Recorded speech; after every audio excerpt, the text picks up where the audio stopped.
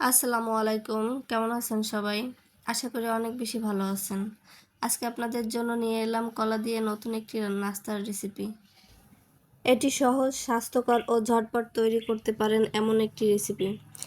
এটি শুধু পেট ভরায় এমন নয়, সুস্বাস্থ্য ও পুষ্টিগুণে ভরপুর এই খাবার ছোট বড় সবার জন্য একেবারে উপযুক্ত একটি খাবার। কলার এই নাস্তা ভীষণ সুস্বাদু আর ভিন্নধর্মী খাবার। কলা আর আটার তৈরি এই নাস্তা সকাল কিংবা বিকেলে রাখতে পারেন আপনার নাস্তার তালিকায়। আলু দিয়ে নাস্তা তো অনেক খেয়েছেন, আজকে না হয় কলা দিয়ে নাস্তা বানিয়ে খেয়ে দেখবেন। তা চলুন দেখে আসি আজকের রেসিপি। আমি এখানে প্রথমে একটা বাটি নিয়ে নিলাম 1 কাপ আটা, আর এখানে নিয়ে নিলাম আমি 1 বাটি কলা। তো এইখানে আমি 3টি কলাকে ভালো করে সিদ্ধ করে আমি এখানে ব্লেন্ডারে ব্লেন্ড করে নিয়েছি। এখানে আমি পরিমাণ মতো দিয়ে দিলাম লবণ দিয়ে দিলাম এখানে পেঁয়াজ কুচি। তা আমি এখানে ঝালের জন্য নিয়ে নিলাম চিলি ফ্লেক্স, দিয়ে দিলাম পরিমাণ মতো ধনিয়া পাতা কুচি, এখানে দিয়ে দিলাম ধনিয়ার গুঁড়ো। আমি এই স্বাদটাকে আরও বাড়াতে সামান্য পরিমাণে দিয়ে দিলাম টেস্টি সল্ট, দিয়ে দিলাম হলুদের গুঁড়ো সামান্য পরিমাণের, ধনিয়ার গুঁড়ো দিয়ে দিলাম। সব মশলাগুলো দিয়ে এটাকে আমি ভালো করে মিশিয়ে নেব। মিশিয়ে নেওয়া হয়ে গেলে এখানে আমি পরিমাণ মতো পানি দিয়ে একটা খামি করে নেব। এ পর্যায়ে এসে আমার আঠালো একটা খামি করা শেষ। তো এটাকে আমি 10 মিনিটের জন্য সাইডে ঢাকনা দিয়ে ঢেকে রেখে দেব। অন্যদিকে আমি আজকে কলার এই নাস্তা খাওয়ার জন্য একটা স্পেশাল চাটনি বানিয়ে নেব। এখানে আমি নিয়ে নিলাম 3টি আমড়া। এটাকে আমি প্রেসার কুকারে দিয়ে 2 থেকে 3টি সিটি দিয়ে নেব। এরপর আমড়াগুলো থেকে আটিগুলো বের করে আলাদা করে নেব। হালকা করে একটু ব্লেন্ডারে ব্লেন্ড করে নেব ওটাকে।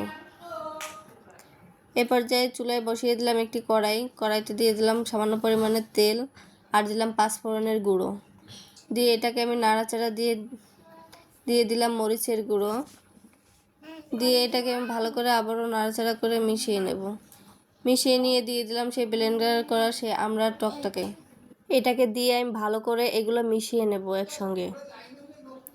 মিশিয়ে নেওয়া হয়ে গেলে এখানে আমি পরিমাণ মতো দিয়ে দেবো চিনি আর দিয়ে দেবো লবণ। এটাকে দিয়ে আমি ভালো করে নাড়াচাড়া করে আমি এটাকে রান্না করে নেব। সব কিছু দিয়ে আমি ততক্ষণ পর্যন্ত এটাকে রান্না করে নেব যতক্ষণ পর্যন্ত এর যে একটা এক্সট্রা পানি, ওই পানিটা শুকিয়ে না আসে, ঠিক অতক্ষণ পর্যন্ত আমি এটাকে নেড়ে চেড়ে রান্না করে নেব। এ পর্যায়ে এসে আমি লবণ, ঝাল আর চিনিটা ঠিক আছে কিনা এটাকে আমি দেখে নেব। এখানে কালারের জন্য দিয়ে দিলাম অল্প একটু হলুদের গুঁড়ো। হলুদের গুঁড়োটাকে দিয়ে আমি ভালো করে নেড়ে চেড়ে মিশিয়ে নেব।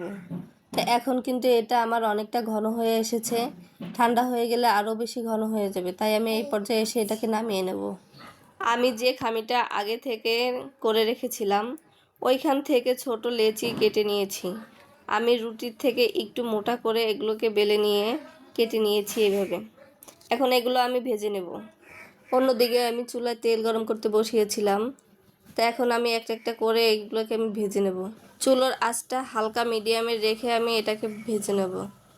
এ পর্যায়ে এসে আপনাদের কাছে যদি আমার ভিডিওগুলো একটু হলেও ভালো লেগে থাকে, প্লিজ আমার চ্যানেলটাকে সাবস্ক্রাইব করে দেবেন এবং লাইক, কমেন্ট, শেয়ার করে দেবেন। তো আমি এগুলো আস্তে আস্তে করে সবগুলো ভেজে নেব।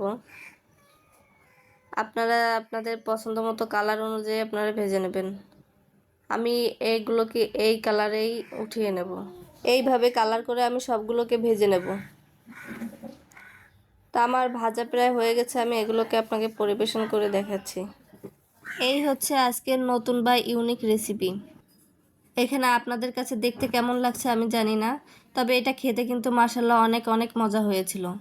এটা আমার রিকোয়েস্ট, আপনারা বাসায় একবার হলেও এটাকে বানিয়ে খেয়ে দেখবেন। আলুর বিভিন্ন ধরনের নাস্তা তো অনেক বানিয়ে খেয়েছেন, কিন্তু কলার নাস্তাটা এবার একবার হলেও খেয়ে দেখবেন। এটা ছোট বড় সবাই খেতে পারবে। কলা আমাদের শরীরের জন্য অনেক উপকারী এবং পুষ্টিগুণে ভরপুর। তাই চায়ের সঙ্গে, বিকেলের নাস্তায়, যে কোনো টাইমে আপনারা এই নাস্তাটা একবার হলেও বানিয়ে খেয়ে দেখতে পারেন। আশা করি আপনারা কেউ নিরাশ হবেন না। তো সবাই ভালো থাকেন। আল্লাহ হাফেজ।